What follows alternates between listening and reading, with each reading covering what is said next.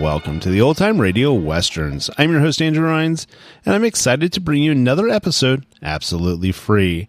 This is one of over 80 episodes released monthly for your enjoyment. Now, let's get into this episode.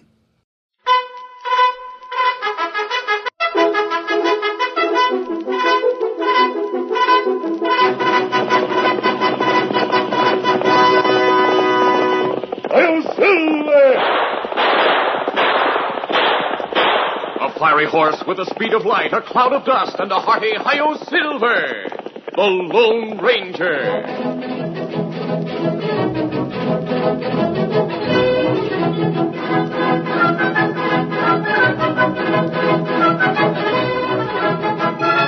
This is the legend of a man who buried his identity to dedicate his life to the service of humanity and country. It is the story of the origin of the Lone Ranger.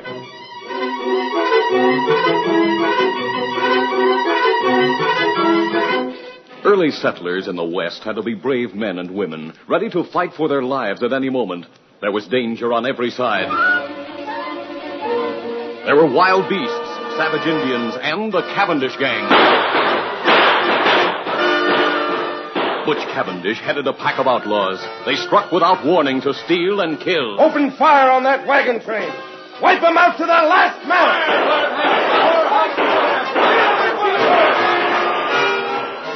The Cavendish gang attacked ranches and towns as well as wagon trains. Everyone feared Butch Cavendish. His gang grew rich and powerful. Finally, the Texas Rangers learned where Butch Cavendish and his gang were hiding. 6 Texas Rangers guided their horses along a canyon floor to arrest the Cavendish gang. Presently, Captain Reed signaled a halt. Wait in, boys. We'll wait here until a scout returns. Do you think it was a good idea to send Collins, our guide, on ahead? It was Captain Reed's younger brother who asked the question. The captain explained that Collins, who was not a Texas Ranger, was the only man who knew the country and who could scout ahead for information. Then, while the Texas Rangers waited for the guide's return, the captain said to his younger brother, My wife and son are coming from the east. If something happens to me, and you survive, well, I know you'll take care of her and Danny. Right. I'm going to count on you to resign from the Rangers and work that silver mine we staked out. See that my son and his mother get my share. I promise. Here comes Collins, the scout. Steady. What's the word, Collins? Good news, Captain Reed. It's all clear. I scouted the rim on both sides of the canyon and found no sign of the Cavendish outfit. All right, boys, let's go. Get up there. Get up. Come on. Collins, the guide, lagged behind unnoticed by the Texas Rangers, who moved in single file along the floor of the rock-strewn canyon. They didn't know that Collins had lied, that Butch Cavendish and his killers were waiting in ambush on the rim on both sides of the gap. Here come those Rangers, boys, just as Collins told us. Yeah, they are. Now, we can't get down to the floor of the canyon without going a long way back, and it'll be dark in half an hour. So we'll just keep pouring lead into them from up here until we're sure they're dead. Then we won't be taking any chances. Now open fire! The Rangers leaped from their saddles and spread out as they returned the fire from both sides of the canyon. Soon, 4 of the Rangers were killed. Captain Dan Reed and his brother, wounded several times, kept fighting side by side. Then the captain fell mortally wounded, and a moment later his younger brother, the last of the Rangers, slumped to the ground.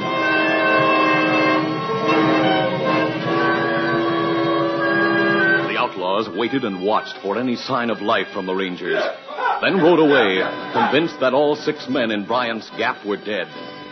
Sunset came, then darkness.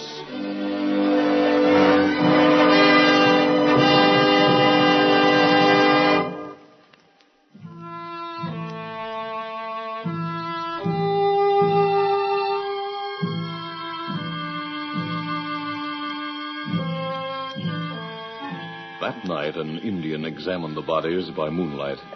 After examining the first 5 men, he muttered softly, Them dead. Then he came to the 6th man, the younger brother of the captain. And this man, alive.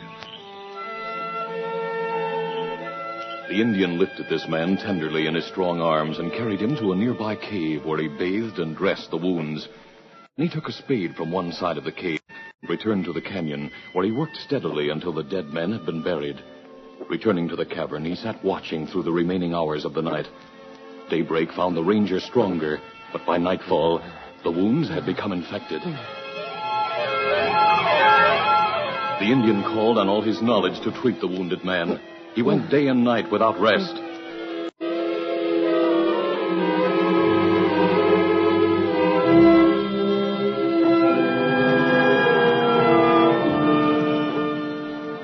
It was the morning of the fourth day when the ranger opened his eyes. And for the first time, the Indian saw them clear and calm. Are you awake?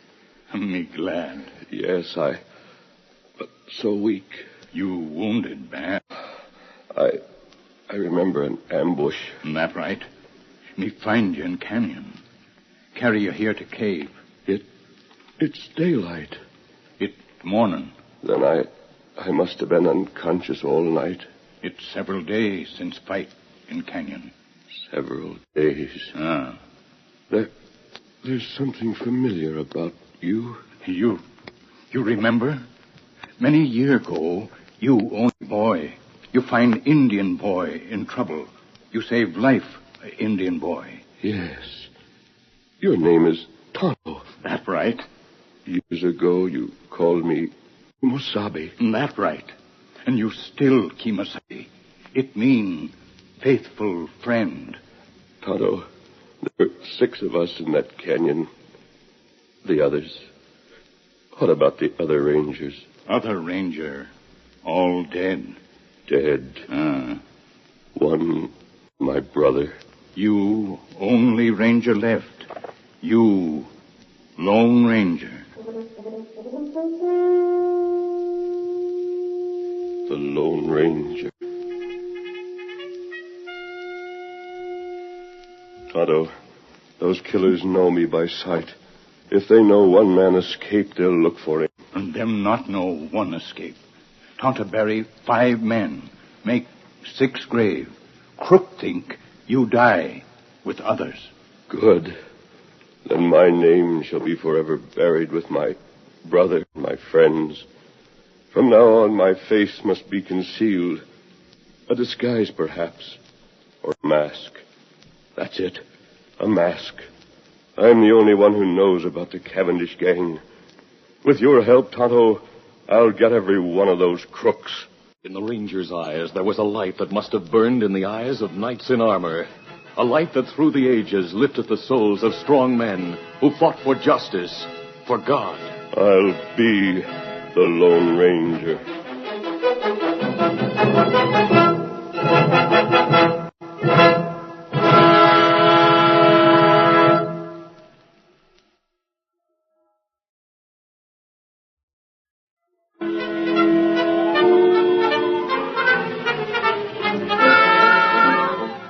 The Lone Ranger and Tonto were trailing the worst outlaw in the West. His name was Butch Cavendish. They had followed his trail for many weeks, until finally they noticed that the hoofprints of the outlaw's horse were fresh.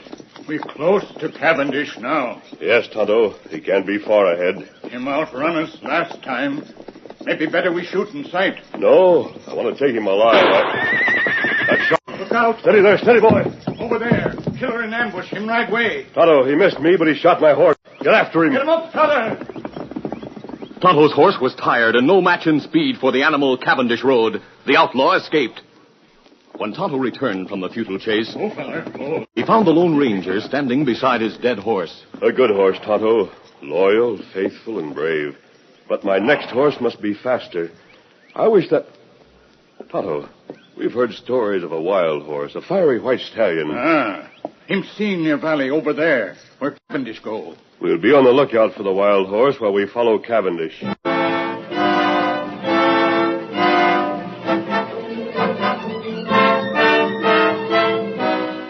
Tonto's horse carried the Lone Ranger's saddle, his saddlebags, and bridle, while the masked man and the Indian continued on foot along the outlaw's trail. When they reached the top of a hill... Look, Tonto! They halted suddenly and stared at an awe-inspiring sight far down in the valley. They saw a great white stallion in a death fight with a giant buffalo. The horse was plunging, rearing, charging, and dodging wildly, and the sun flashed from his coat as from a coat of polished silver. They realized that this was the legendary white stallion, the one ranchers and hunters had talked so much about. Tonto, we must have that horse. I'll try to shoot the buffalo. It's too far for pistol shot. I'll get closer before it's too late. As he ran downhill, the Lone Ranger watched the battle. The sleek white stallion was nimble and courageous, but his strength began to wane. The buffalo charged again and again. The splendid muscles of the white horse were slower in responding, then too slow. He was caught by the buffalo's charge. Wet crimson stained his pure white coat. Another charge. The white horse saw it coming, and he couldn't dodge. He staggered and fell. The monster drew back and lowered his head for the death charge. And then 2 shots rang out. The buffalo shuddered from the impact of the masked man's bullets. For an instant, he stood motionless, then fell.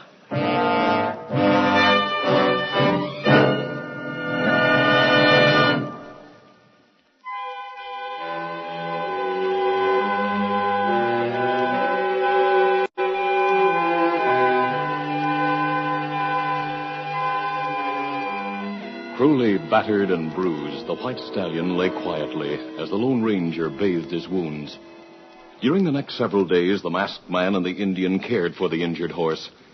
Then the wounds were closed, and the horse's strength had returned.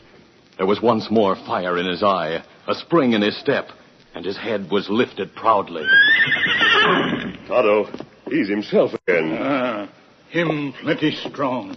Plenty good horse. I wonder if he'll take a saddle. Let's try. Steady there. Steady, boy. Me get rope. Him run away. No, Tonto, wait. Let him go.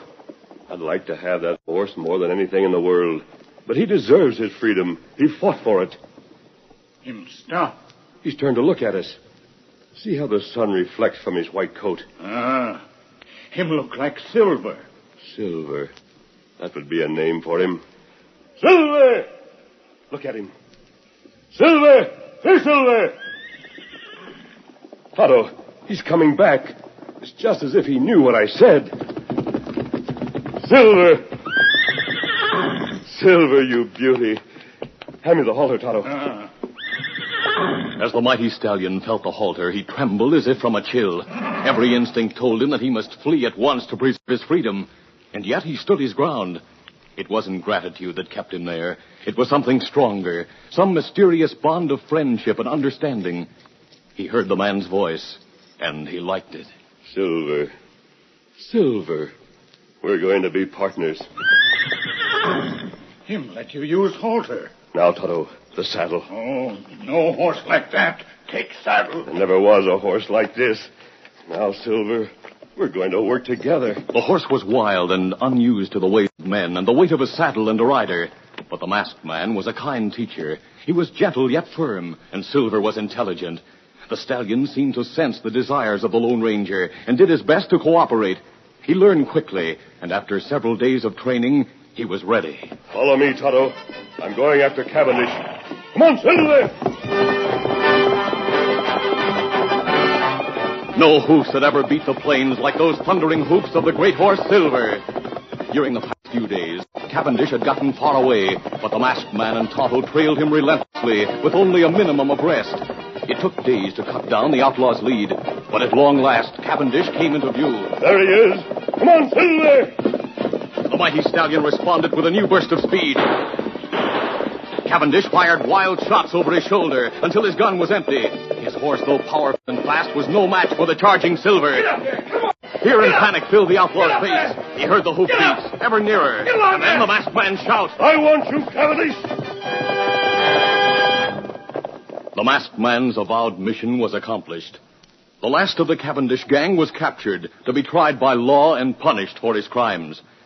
But there were many others whose criminal plans were to be challenged by the Lone Ranger, his faithful Indian companion Tonto, and his great horse Silver. I am Silver! Aye!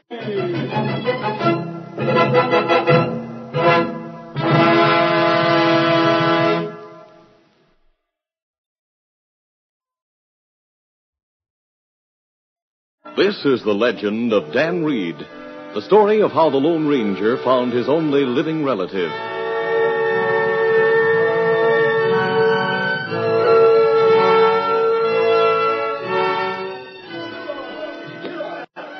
A long line of prairie schooners moved westward through a valley. Among the pioneers were families with all their worldly goods and men on horseback who planned to seek their fortune in the new frontier. Also, there were several women who had joined the wagon train to meet their husbands who had previously gone west to make new homes. Suddenly, a blood-chilling cry rang out from the hills. Indians! Brilliantly painted Indians charged from the hills on both sides of the valley. Form a circle with the wagons!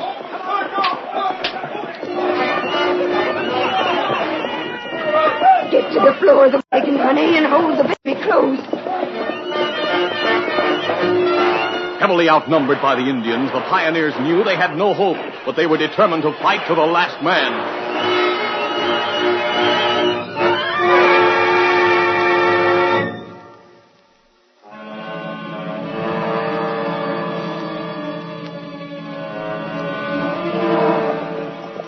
It was the following morning when the Lone Ranger and Tonto came upon the scene of the massacre.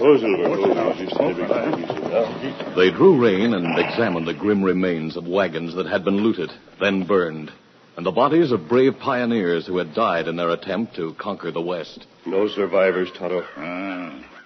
It looked like work of Apache. This must have been the wagon train that was heading for Fort Laramie. While Tonto watched, the masked man made a detailed inspection of the ashes of wagons and their contents. Presently, he found a small, square piece of metal, a nameplate from a trunk.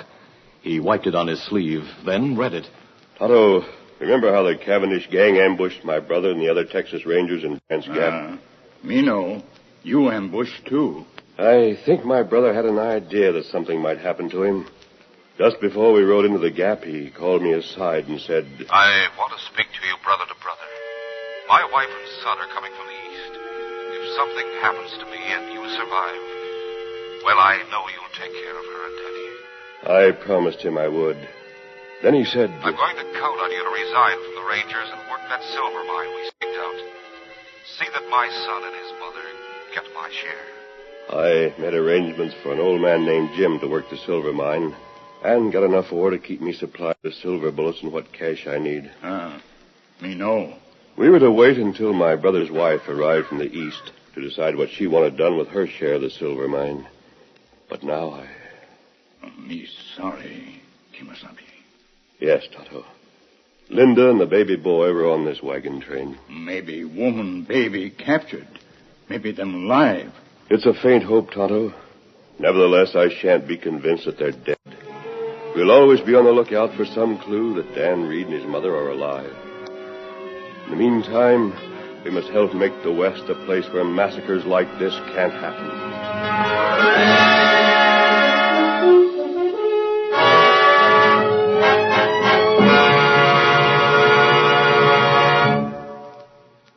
After reporting the massacre of the wagon train to Fort Laramie, the Lone Ranger visited his secret silver mine for a fresh supply of silver bullets. Then, with Tonto at his side, the masked man turned the blinding light of justice on criminals throughout the West. He was a mysterious figure identified only by his mask, the great white horse named Silver, and a ringing cry. Hi-yo, Silver! He was the Lone Ranger.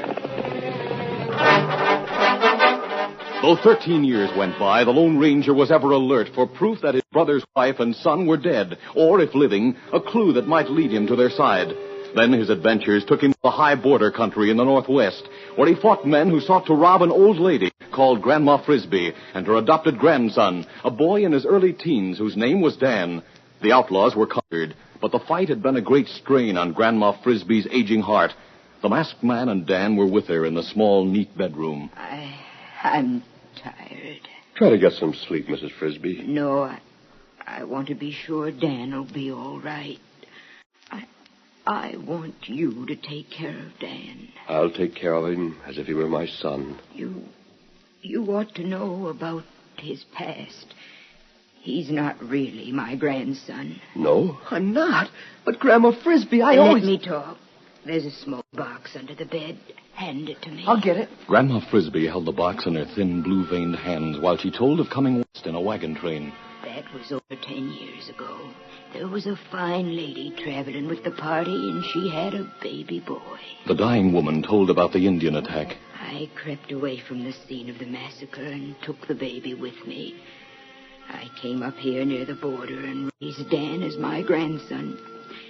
Here's a little gold locket that he wore around his neck. There are pictures inside. The Lone Ranger opened the locket and looked at the faces of the man and woman as Dan spoke. I wonder who my parents were. I know them. This man, your father, was my brother. Your brother? He was a captain of the Texas Rangers and one of the bravest men in the country. Your mother was a fine lady from Virginia. Her name was Linda. I called the baby Dan because it's the name that's on the locket, but I never knew the last name. Dan's last name is Reed, the same as mine. Gosh. I've been looking for you, Dan, for many years, ever since your father died. From now on, if you're willing, we'll travel together. Oh, I'd like that. I'm glad. Would you do just one thing for me before I sleep? Would you take off that mask and show me your face? Why, of course. Oh, it's a good face. Yes, a good face.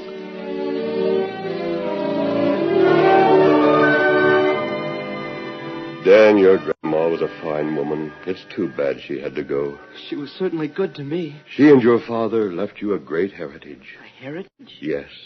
They and others like them have handed down to you the right to worship as you choose, and the right to work and profit from your enterprise.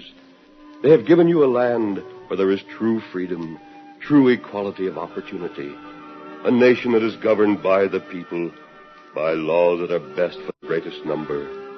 Your duty, Dan, is to preserve that heritage and strengthen it.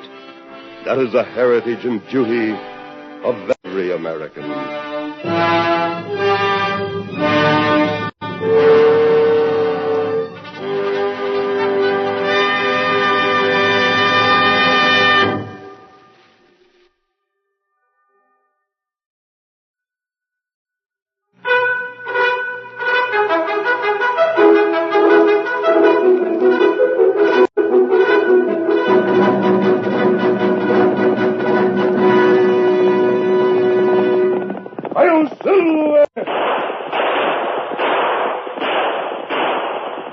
Horse with the speed of light, a cloud of dust, and a hearty hi-yo silver, the Lone Ranger.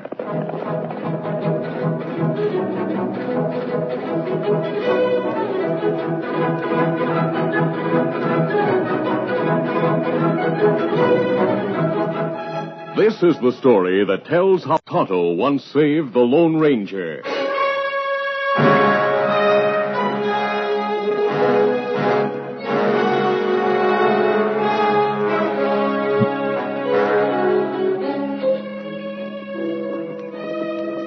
The Lone Ranger and Tonto were riding westward across desolate country. They were looking at the tracks of a wagon train when suddenly a thin young man stepped from behind a big boulder. He held a rifle to his shoulder and shouted, Right in or I'll shoot. That's it.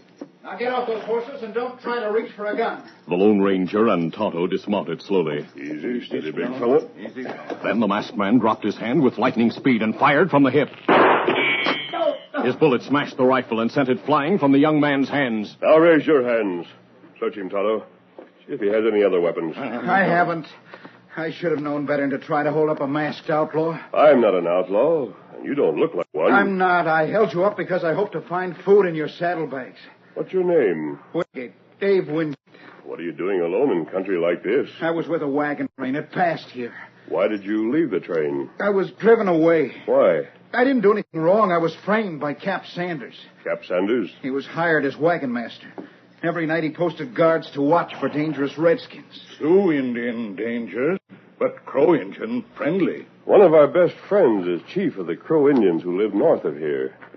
Dave, I want to hear how you were framed, but first we'll prepare a meal. Oh, I'm near starved.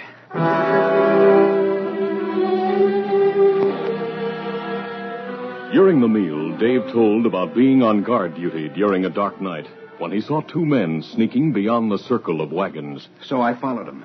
They met a third man, and I got close enough to hear their voices. One was Cap Sanders, and another the guide he'd hired. We called him Dakota Dick. The man they met was an Indian. Could you hear what was said? I was there only a minute, and then I sneezed. Cap Sanders and Dakota Dick rushed at me, grabbed me, and disarmed me. They were raving mad. What about the Indian? He disappeared. Dakota Dick wanted to shoot me. But Sanders said that'd be hard to explain. He said he had a better way of getting rid of me. They took me to camp, roused the men, and accused me of sleeping on guard duty. I wonder why they wanted to get rid of you. I don't know. Unless they thought I overheard something they wanted kept secret. Did you? No. The Indian jabbered something I couldn't understand, and Sanders told him to mosey along. Mosey along? Yes, he said, mosey along, you Injun, walk on. It sounded odd. That's why I remembered it. Oh, maybe him talk Sioux Indian language.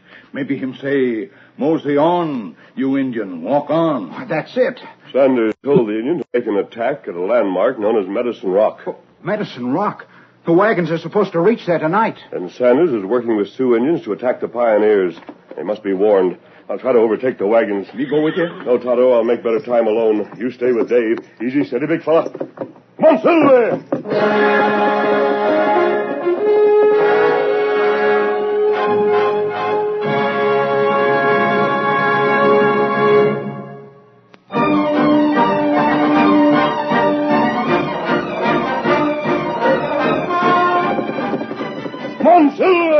It was late afternoon when the Lone Ranger overtook the train of covered wagons. He drew abreast of the first one in the line. Easy, Silver, easy. And shouted to the driver. Frisbee! You Jim Frisbee? Yes, you're masked. No time to explain the mask now. There may be an ambush ahead. Stop the wagons while I tell you about it. The wagons! The wagons were halted at the foot of a long hill. Jim Frisbee and men from other wagons listened, while the Lone Ranger told about the possible ambush at Medicine Rock in the valley ahead. It's just beyond that hill. You're within a couple of miles of the place. 2 of our men rode ahead. If there's any sign of trouble, they'll come back and lead us over a different route. Otherwise, we'll go on as we planned. Are Cap Sanders and Dakota Dick the men who went ahead? Oh, yes. Frisbee, if my information is correct, they're helping the Indians plan the ambush. Why would they do that? For money. If you people are massacred, they'll be able to take your cash and let the Indians have your horses and supplies. They're not crooks. I'm sure they are. I'd say you're the crook. What's your game? The Lone Ranger realized when he heard the angry comments that he could never persuade the men to follow him over a different trail that would lead safely past the dangerous valley. Where'd you get your information? Nothing I might say would convince you that I've told the truth. Hey, look! The top of the hill! Engines! They're show engines! They're on the warpath! They're coming this way! Now you must fight. I'll help you. Form a circle! 2 men! As the Indians rode down the long hill, the Lone Ranger helped the pioneers quickly move the wagons into a tight circle. Then the gunfire started. The savages, who greatly outnumbered the pioneers, circled around the wagons, firing from the backs of their horses. The Lone Ranger fought at the side of Jim Frisbee. The first attack was driven off. The Indians withdrew to the hilltop. The Lone Ranger watched them through binoculars, then said, Frisbee, look at these glasses. You see Cap Sanders and Dakota Dick talking to the Indians. They're double-crossers. You were right about them. They double-crossed you, and they lied about Dave Wingate falling asleep at his post. How'd you know about Wingate? I met him on the trail.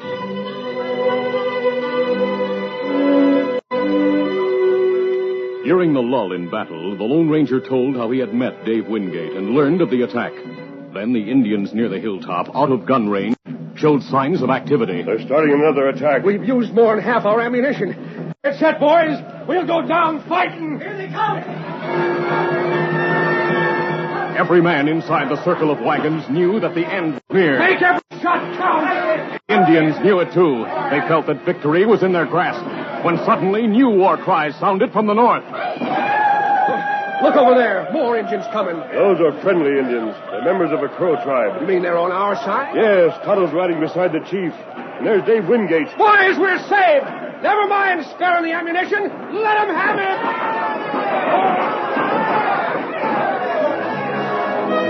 Tonto and his friends changed the tide of battle quickly. Many Indians went down. The others tried to flee, but they were hotly pursued by the Crows, and it was easy to see that none would escape.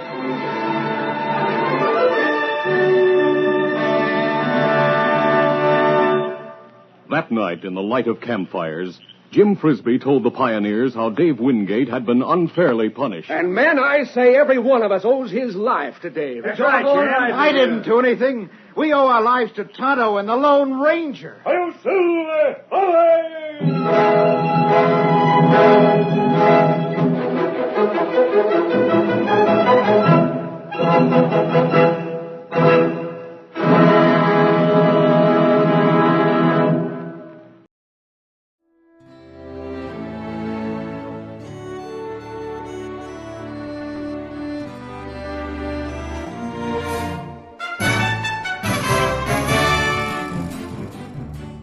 This has been a presentation of OTRWesterns.com, and we hope you enjoyed.